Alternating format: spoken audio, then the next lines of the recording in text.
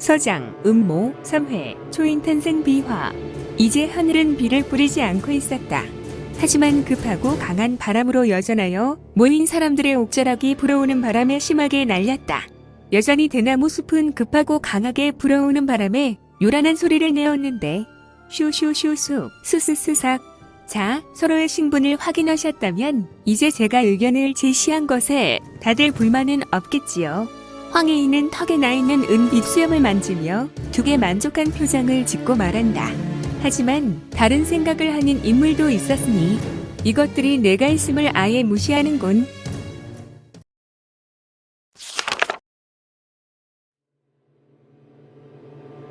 장강수로체, 제주는 불만이 있었으나 감히 나서지 않고 기회만을 역도와 금서중에서 운이 좋으면 하나 정도는 얻을 수 있겠다 싶어 내색하고 있지 않으나 왠지 무시당하는 것과 같아서 그의 눈은 이글이글 불타고 있었다. 청하의 장강수로체주는 무시 못할 인물이었으니 그는 비록 정파나 마교에 속하지 않는 인물이지만 독단적인 세력으로는 가장 확실하고 규모가 있는 곳으로 세간에 인정받아 그의 실력과 무공은 절대 무시해서는 안 되었다.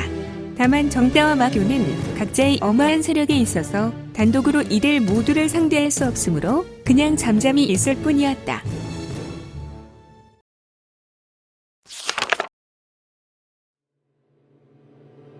자, 이제 어느 정도 입장 정리는 되었고 저희는 정파에서 흘러나온 만금적이라는 금서를 가지고 싶습니다. 만금적이라는 금서는 무엇인가? 바로 옥수를 불어서 사람들의 마음을 움직이고 이용할 수 있는 희대의 금서였다. 과거 만금적으로 울리는 곳에는 언제나 대량 살생이 이루어졌다. 만금적이라는 희대의 은공은 어느 누가 만들었는지 모르나 정파의 도인이었던 천음자가 기음을 가지고 그의 제자 또는 그의 후계 전인이 원한에 맺혀 만들었다는 은공으로 광이 살인적인 무공서이었다. 다만 정천맹이 금서를 얻고 싶은 것은 금서로 과거의 피해를 보았기 때문이다. 정천맹은 이 만금적이 일으키는 강력한 수요 진압을 위해 200여 년 전에 나섰을 때 상당한 타격을 입게 되었는데 그때 입은 상처와 아픔으로 인하여 이 금서에 대한 출처를 가장 먼저 알고 싶은 이유가 있었다. 이는 정천맹의 구성원들은 세가의 공통된 관심사이기도 하였다. 졸소, 동의하오. 무림맹의 식구들은 모두 동의한다는 무당의 명진진인의 말이었다. 우리도 동의하오.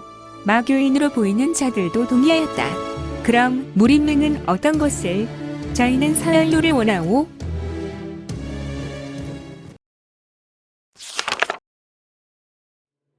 서열로는 약 400여 년 전 사파 제1인의 절기로 유명하다. 그 당시에는 금서로 낙인 찍히지 않았었다. 이유는 당시 시대가 마교와 사파의 세상으로 잠시 정파는 숨을 죽이고 자신의 몸을 도사리고 있었던 시기였기 때문이다. 서열로의 무서움은 내가 종수법에 있었다. 이 무공에 죽은 사람에 쌓인 원인을 하나도 알 수 없었으나 다만 눈 주위에 핏물이 나오는 특징을 가지고 있었다. 정파의 큰 어려움이 이 무공에 기인하였기 때문에 무림맹에서는 역시 이 무공을 원하고 있었다. 당시 400여 년 전에 사파 제1인에게 당한 정파의 무인들이 부지기수였다.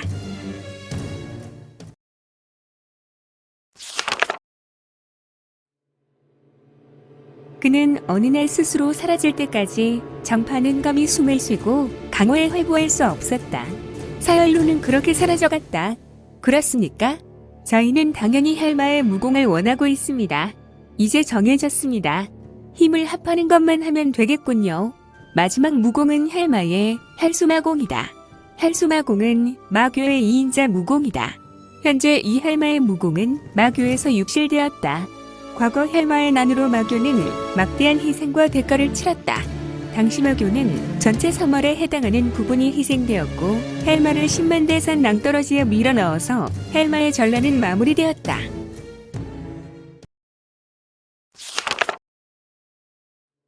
그런데 정말 이상한 것은 마교의 호교 무공이 제5대 헬마 사후에는 유실되었다는 것이다. 이는 마교에서도 아직 풀리지 않는 신비였고 비서였다. 마교의 대종사는 이를 마교인의 대회비로 정하여 철저하게 그들 스스로 침묵하도록 만들었다. 헬마의 나는 바로 마교의 영린이었다. 헬마들은 자신의 직전 제자에게만 이 무공은 물려주고 자리에서 물러난다. 구성까지는 이 무공은 연성하여도 문제가 되지 않는다. 그래서 역대 헬마들은 무공을 꽃구성까지 제자에게 익히라고 당부한다. 이 무공을 연성하는 자는 하나의 전통이 있었는데 이는 이 무공을 익힌 자는 바로 마교의 부교주이면서 헬마라는 이름을 물려받아 대대로 승계받는 전통이 있었다. 헬마들은 이를 매우 자랑스럽게 여겼다. 하지만 무공이 육실된 이후로 헬마는 이제 마교 내에 존재하지 않았고 이번에 이 무공사를 회수하라는 대종사의 명령에 따라 마교는 움직인 것이다. 사실 여기에는 비사가 있었으니 아무튼 이제 이들은 5월 동주하여 결의를 다졌고 행동을 하게 되었으니 이때 허공에서 웅장하며 바람과 함께 공기 찌어지는 강렬한 소리가 들리고 세찬 비와 함께 하늘에서 한 명의 청수한 도인이 내려왔다. 이 신령이 내려올 때 하늘에서 위로부터 아래로 반을 가리며 번개가 장렬하였다. 노인도 마치 하늘에 떨어진 벼락의 모습처럼 순식간에 등장하였다. 그리고 하늘에서 청천벽력이 장렬하여 이 도인의 등장에 효과음과 같은 소리를 더하여 더욱 기괴하고 천신이 하강한 모습으로 보였다. 이제 날은 어두움이 낮이 되어 물러가고 비와 함께 도인은 등장했는데 그의 기른 수염이 자신의 무릎까지 내려와 신령해 보였다.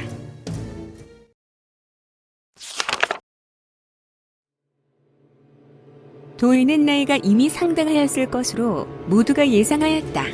고인이 잠든 곳에 무슨 난리가 나서 이렇게 방문들 하셨습니까? 노인의 목소리는 마치 천둥의 소리와도 같이 소리의 웅장함과 단호함으로 듣는 이들에게 가슴을 진동케 했다. 하지만 응대하는 인물들이 누구인가? 바로 현 강호에서 내로라 하는 인물들이 아닌가? 특히 이들에게 청소한 노인은 혼자였지만 다수가 함께 있으므로 더욱 위풍당당하고 노인의 호통에도 굴하지 않았다. 노 도인은 위시오. 남궁천이 먼저 말한다. 그의 물음은 역시 의문이 많았던지 그의 미간은 고랩했다.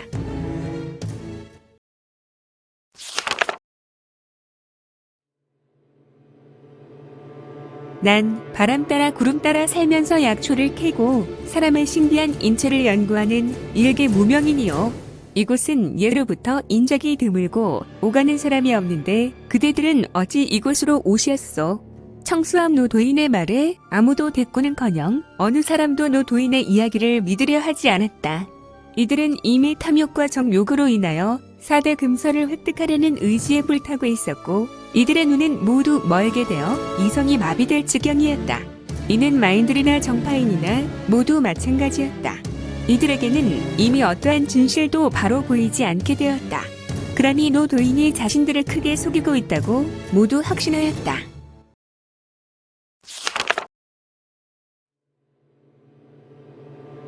정말 이들은 이러한 큰 착각에서 연속 실수를 남발하게 되었다. 거짓말 마시오. 노 도인께서 4대 금서 중 3가지를 가지고 연구하며 무공을 연마하고 있다는 믿을 수 있는 정보를 얻게 되었소. 노인은 어서 이실직고하시오. 우리는 노임처럼 시간이 그리 많지 않소. 이번에는 마도인 헬발단장인 마충수가 턱하고 단호한 음성으로 노도인을 몰아세웠다. 그의 음성에서는 매우 노한 것이 역력하였다. 그대들이 지금 무슨 말을 하는 것인지. 사람들은 노인의 말을 잘라 노인의 말을 듣지 않으려 하였다.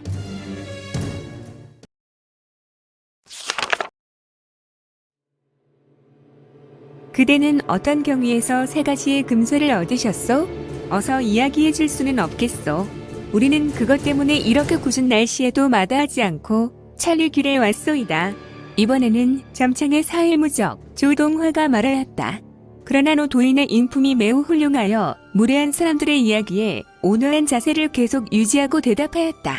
그대들은 무엇 때문에 있지도 않은 것과 사실을 말해달라고 하니 도무지 알 수가 없소만. 말로 해서는 안 되겠군. 장강수로 제주, 무적장 강풍, 적정철은 혈기를 참지 못하고 자신의 절기인 장강노 풍장, 일식을 내지른다.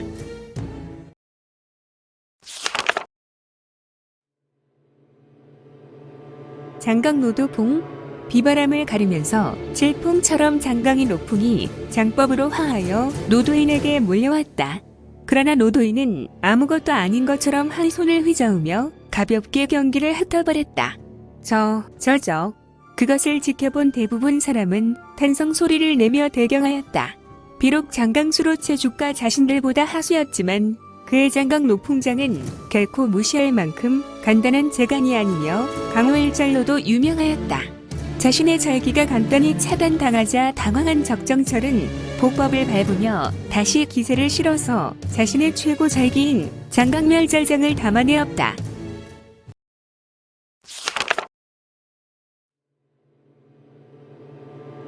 아마 내력 십성 모두를 사용하는 것 같이 그의 얼굴은 붉게 상기되었다. 그는 멈추지 않고 경신법 중 자신이 가지고 있는 가장 빠른 적성비를 이용하여 쏘아져갔다. 그의 움직임은 하늘에서 붉은 별이 떨어지는 것과 같은 빠름이었다. 그리고 그 빠름은 노도인을 행해 돌진하였는데 그런 그를 상대하는 노도인도 참을 수가 없었는지 그에 따른 응수를 소리치면 전개하였다. 이런 방자한 죄를 봤나? 네, 그대를 참을 수 없구나. 노도인의 손바닥으로 적정철의 면장에 부딪혔다. 꽝꽝꽝 쾅.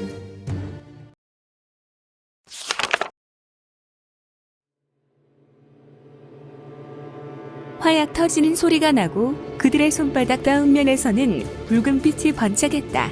매우 강렬한 빛이었다.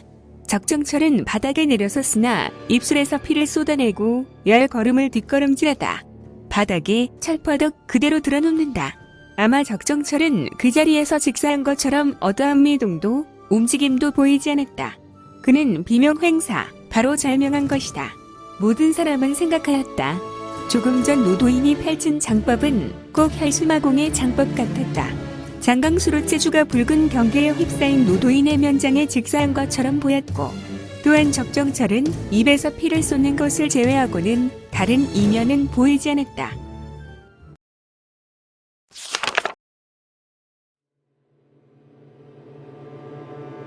물론 지금은 낮이 되었지만 비바람이 세차게 내리고 있어서 모두 명확하게 구분을 할 수 있는 상황은 아니었으나 이미 사람들은 노도인이 금서 중에 혈수마공을 가지고 연마했다는 그것으로 확신하였다. 이때 우레와 같은 소리가 장내를 울렸다. 모두 침착합시다. 이번에는 황의인 남궁천이 나섰다. 그가 나선 것은 다이유가 있었다. 자신과 함께한 동료들이 노도인의 기세에 눌려 제대로 된 실력을 발휘하지 못하여 오늘 일정이 득보다 실이 많을까 염려하여 흐름을 끊고자 나섰다. 그는 세가뿐 아니라 무림에서도 노강으로 매우 인정을 받는 인물이었다. 아, 역시 늙은 생강이 매운 법이로다.